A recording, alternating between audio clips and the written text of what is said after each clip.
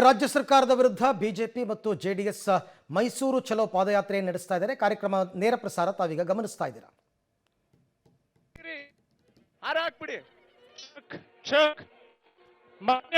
ವಿಜಯೇಂದ್ರ ಅವರು ಅಂಬೇಡ್ಕರ್ ಅವರ ಪ್ರತಿಮೆಗೆ ಮಾಲಾರ್ಪಣೆಯನ್ನ ಸಲ್ಲಿಸಿ ಪಾದಯಾತ್ರೆ ಸಾಗ್ತಾ ಇದೆ. ಪಾದಯಾತ್ರೆ ಸಾಗುತ್ತಿದೆ.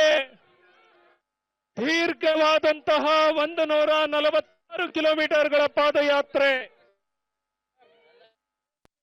ಈಗಷ್ಟೇ ಪಾದಯಾತ್ರೆ ಶುರುವಾಗಿದೆ. ಇಲ್ಲಿ ತನಕನೂ ಕೂಡ ವೇದಿಕೆಯ ಮೇಲೆ ಎಲ್ಲ ಗಣ್ಯರು ಕೂಡ ಮಾತನಾಡ್ತಾ ಇದ್ರು.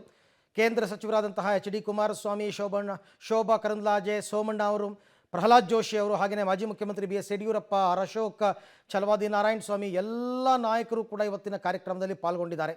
ಇವತ್ತು ಒಟ್ಟು 16 ಕಿಲೋಮೀಟರ್ ಕೆಂಗೇರಿಯಿಂದ ಬಿಡದಿಯ ತನಕ ಪಾದಯಾತ್ರೆ ನಡೆಯುತ್ತೆ. ಈ ಪಾದಯಾತ್ರೆ ಇವತ್ತು ಬಿಡದಿಯಲ್ಲಿ ಸ್ಟೇ ಆಗ್ತಾರೆ. ಆಮೇಲೆ ಮತ್ತೆ ನಾಳೆಯಿಂದ ಮುಂದಿನ ಹಂತದ ಪಾದಯಾತ್ರೆ ಮುಂದುವರಿಯುತ್ತೆ. ಒಟ್ಟು 7 ದಿನಗಳು ಪಾದಯಾತ್ರೆ.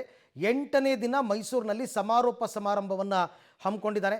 ಆ ಕಾರ್ಯಕ್ರಮಕ್ಕೆ ಕೇಂದ್ರ ಸಚಿವರಾದಂತಹ ಅಮಿತ್ ಶಾ ಅವರು, ನಡ್ಡಾ ಅವರು, ಜೊತೆಗೆ ಮಾಜಿ ಪ್ರಧಾನಿ ಎಚ್ ಡಿ ದೇವೇಗೌಡರು ಕೂಡ ಪಾಲ್ಗೊಳ್ತಾರೆ ಅಂತಕ್ಕಂಥ ಮಾಹಿತಿ ಸದ್ಯಕ್ಕೆ ಇರತಕ್ಕಂಥದ್ದು. ತಾವೀಗ ನೋಡ್ತಾ ಇದ್ದೀರಾ, ಅಂಬೇಡ್ಕರ್ ಪುತ್ಥಳಿಗೆ ಮಾಲಾರ್ಪಣೆ ಮಾಡಿದ ಬಳಿಕ ಈ ಪಾದಯಾತ್ರೆ ಆರಂಭ ಆಗುತ್ತೆ.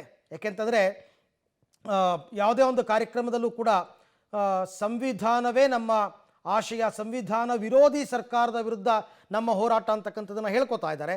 ಸೊ ಹಾಗಾಗಿ ಕಾಂಗ್ರೆಸ್ ವಿರುದ್ಧ ಇವತ್ತು ಈ ಕ್ಷಣಕ್ಕೆ ಅಧಿಕೃತವಾದ ಪಾದಯಾತ್ರೆ ಆರಂಭ ಆಗ್ತಾ ಇದೆ. ಬಿಜೆಪಿ ರಾಜ್ಯಾಧ್ಯಕ್ಷ ವಿಜಯೇಂದ್ರ ಅಂಬೇಡ್ಕರ್ ಪುತ್ಥಳಿಗೆ ಮಾಲಾರ್ಪಣೆ ಮಾಡಿದ್ದಾರೆ.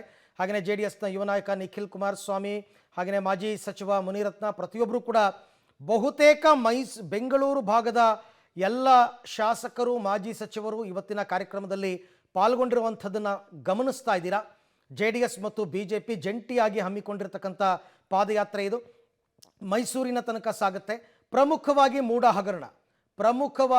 ಹಗರಣ ಅಲ್ಲಿ ನೋಡಿ, ಭ್ರಷ್ಟ ಕಾಂಗ್ರೆಸ್ ಸರ್ಕಾರದ ಹಗರಣಗಳ ವಿರುದ್ಧ ಹೋರಾಟ ಅಂತ ಹಾಕ್ಕೊಂಡಿದ್ದಾರೆ. ಅದರ ಪ್ರಯುಕ್ತನೇ ಈ ಮೈಸೂರು ಚಲೋ ಪಾದಯಾತ್ರೆ ಕಾರ್ಯಕ್ರಮ.